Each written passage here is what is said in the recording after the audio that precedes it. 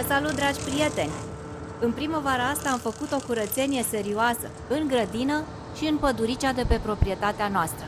Și s-au adunat foarte multe crengi, crenguțe și mai groase și mai subțiri. Și de asta n-am mai apelat la tocătorul de crengi pe care îl folosim de obicei, ci ne-am gândit să căutăm și am și găsit, spre norocul nostru, un utilaj mult mai mare, cum este cel care se vede în imagine, și ne-am apucat de treabă. Haideți să vedem ce face utilajul ăsta.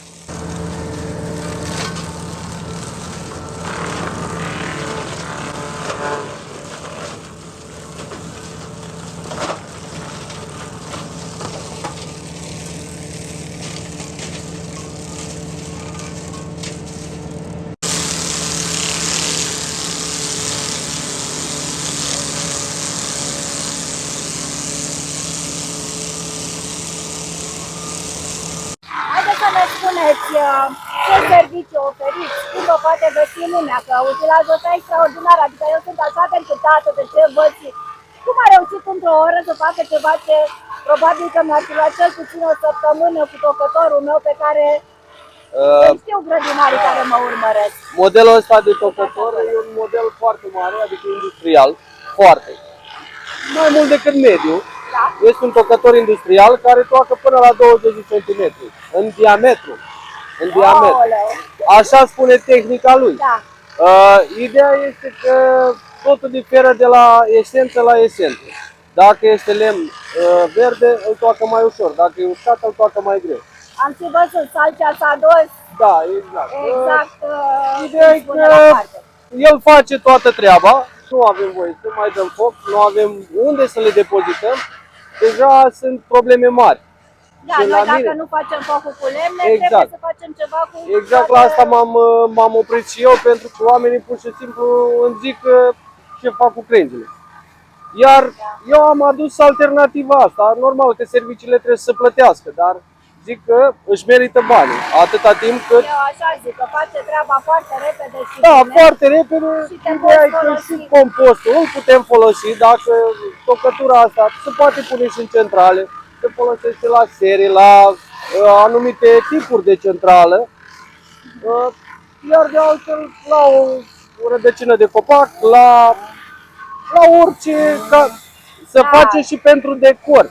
Am citit și m-am uitat pe Absolut. YouTube că tocătura de genul ăsta, dacă ar fi să o vopsim, să-i dăm o nuanță, o culoare, ceva, dă foarte bine ca un decor pe o margine, pe o Dacă alee. dăm o culoare naturală, sunt de acord. Dacă îi dăm o vopsea sintetică, Da, nu. da, ok. Ea capătă o culoare naturală în timp, pentru Da. că eu folosesc tocătura asta și ca decor, și în jurul pomilor, Da. și prin grădină pe cotec. În timp ea se colorează, dar în același timp se și descompune și îngrașă solul. Exact, Plus exact. ține umiditatea, nu mai permite buruienilor să răsară. Asta e cel mai mare avantaj. Deci cum vă poate găsi lumea? Mă Aveți găsește. un număr de telefon? Avem un număr de telefon. Da? Bine, o să las în Suntem, descriere. suntem deplasabili. Da? Deci, cum se vede, el se atașează de o mașină, se poate duce pe orice fel de teren. Dacă avem un tractor sau ceva, să-l ducem, de exemplu, într-o livadă, într-o pădure, ceva, acolo unde nu permite mașina. Putem Da. să-l agătăm de un utilaj și îl ducem până la respectiva locație. Bun, bun.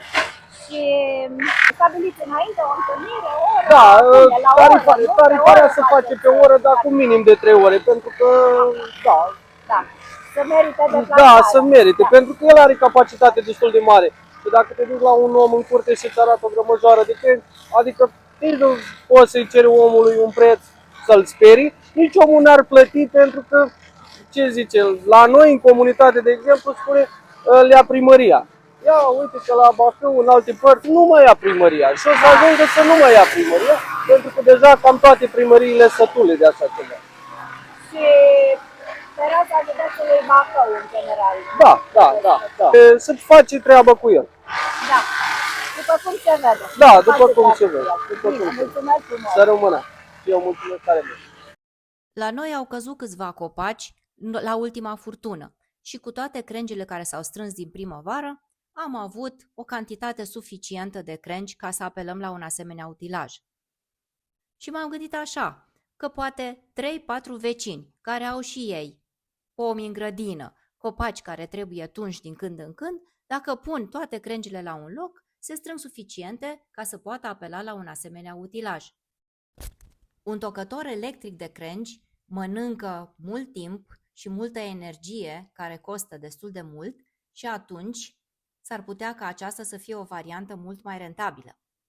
Întreprinzători care să vină în întâmpinarea nevoilor grădinarilor sunt, cred că, peste tot în țară. Trebuie căutați pe internet.